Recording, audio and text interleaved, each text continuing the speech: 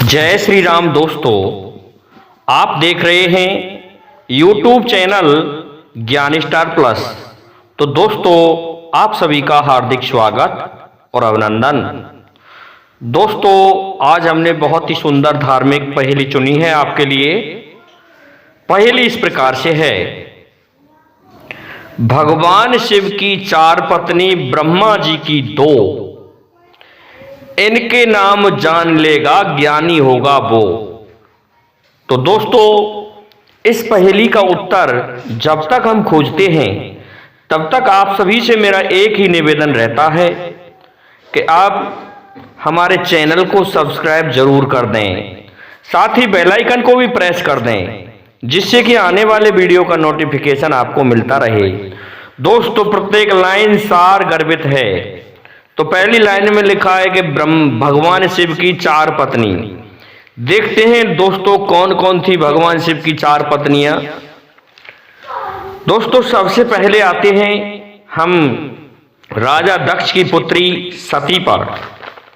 बताया जाता है कि भगवान शिव के बारे में अनेक किंवदंतियां हैं और पुराणों में भी देखते हैं, लेकिन भगवान शंकर अलग मानते हैं, सदाशिव को अलग मानते हैं। सदाशिव ब्रह्मा, विष्णु और महादेव का भी पिता माना जाता है।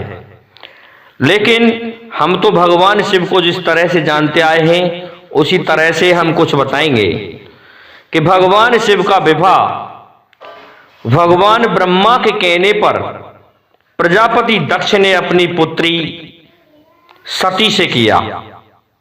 प्रजापति दक्ष के 2 रानियां थीं, प्रसूति और वारिणी। दोस्तों, प्रसूति सती की माता थी। इस कारण से प्रसूति से उत्पन्न हुई थी माता सती और यह विवाह करा दिया गया। लेकिन राजा दक्ष इस संबंध से संतुष्ट नहीं था, तो राजा दक्ष ने एक यज्ञ का आयोजन किया और उसमें भगवान शिव और सती को निमंत्रण नहीं दिया। इस कारण से भगवान शिव क्रोधित हुए और मां सती जबरदस्ती उस यज्ञ में गई और जल के भस्म हो गई। इसके पश्चात दोस्तों क्या होता है कि यह संसार शक्तिहीन हो गया। तो तारकासुर जैसे राक्षस उत्पन्न हुए, उन्होंने स्वर्ग पर अधिकार कर लिया। जब देवता और ऋषि मुनियों ने मिलकर शक्ति की आराधना की तो मां शक्ति प्रकट हुई और राजा हिमाचल के घर पर जन्म लिया। राजा हिमाचल को जब भगवान शिव और पार्वती के बारे में पता चला तो उन्होंने एक नाई और एक ब्राह्मण को भगवान शिव के लिए संबंध करने हेतु भेज दिया। पहुंच जाते हैं, भगवान शिव ने संकेत किया कि मैं साधु हूं, मेरे पास कुछ भी नहीं है, मैं निर्धन हूं। लेकिन पुरोहित के बार बार आग्रह करने पर भगवान शिव ने वह संबंध स्वीकार कर लिया। इसके पश्चात जब वो आने लगे तो उस समय भगवान शिव ने दोनों को विभूति दे दी थी, अर्थात भस्म दे दी थी। उस विभूति को नाई ने क्रोध के कारण रास्ते में पटक दिया और कहने लगा कि एक साधु के लिए हम राजकुमारी का विवाह करेंगे। लेकिन दोस्तों, जब घर आ जाते हैं तो उस पुरोहित का घर धन धान्य से, स्वर्ण से माला माल हो गया उस विभूति के कारण, और नाई दरिद्र रह गया। जब ये पता चला तो उसने आधा धन के लिए पुरोहित से कहा, लेकिन पुरोहित ने कह दिया कि इसके लिए तो आपको भगवान शिव के पास जाना पड़ेगा।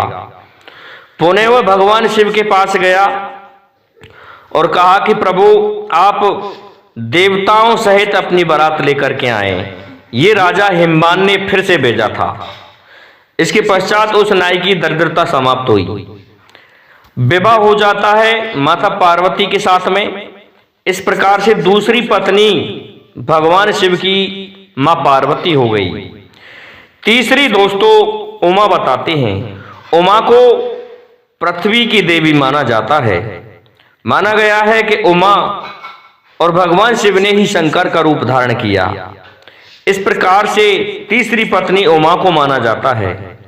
चौथी पत्नी दोस्तों हम सभी देख रहे हैं कि काली जो कि रक्त बीज का संहार करने वाली थी। जब उन्होंने रक्त बीज का संहार कर दिया तो उनका क्रोध शांत नहीं हुआ। उनके क्रोध शांत करने के लिए भगवान शिव उनके आगे लेट जाते हैं, लेकिन गलतीवश उनका पैर भगवान शिव के सीने पर, छाती पर रख जाता है। जब उन्हें दिखाई दिया कि मैंने ये क्या किया, तो अपनी गलती के लिए पछताने लगती हैं और इस प्रकार से चौथा विवाह काली के साथ में भगवान शिव का रौद्र रूप में हुआ था। दोस्तों, अगली लाइन में कहा है ब्रह्मा जी की दो। माना जाता है कि ब्रह्मा जी की दो पत्नियां थीं। पहली पत्नी भगवान ब्रह्मा जी की गायत्री को माना जाता है और गायत्री ही थी। लेकिन एक बार पुष्कर में भगवान ब्रह्मा जी ने एक यज्ञ का आयोजन किया और उस यज्ञ का शुभ मुहूर्त निकला जा रहा था। तब वहां पर गायत्री देवी उपस्थित नहीं हुई, तो क्या किया, भगवान ब्रह्मा ने एक सुंदर लड़की को उत्पन्न किया जिसका नाम सरस्वती था। दोस्तों, कहते हैं कि पैदा करने वाला पिता होता है। इस कारण से भगवान ब्रह्मा ने अपनी ही पुत्री के साथ में विवाह कर लिया। लेकिन तब तक वहां गायत्री देवी आ जाती हैं और कहती हैं कि ये आपने क्या किया, आप तो दूसरी पत्नी से विवाह कर चुके हो। लेकिन ये आई तो कहां से आई?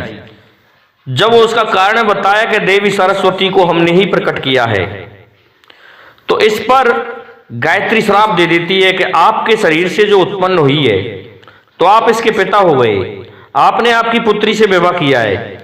इस कारण से इस संसार में कहीं भी आपकी पूजा नहीं होगी और आपका एक मुख भी समाप्त हो जाएगा। श्राप के कारण एक मुख दोस्तों समाप्त हो जाता है। ऐसा माना जाता है कि भगवान शिव ने क्रोधित होकर के उस सिर को काट डाला था, वह भी पुष्कर में ही।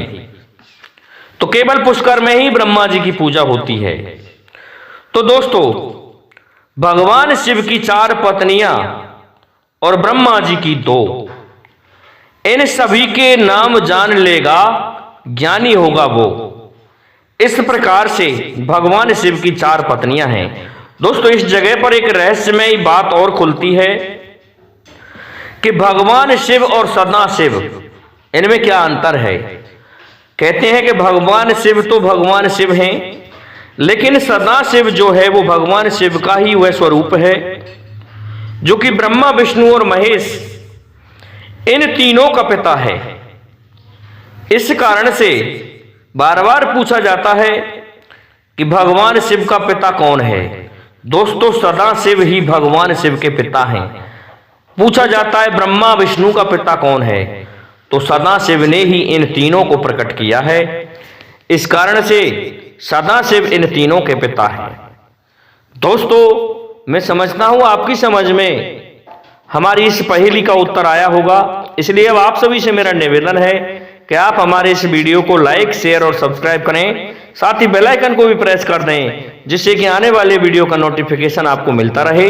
दोस्तों, जय हिंद, जय भारत, जय जय श्री राधे, जय जय श्री राम।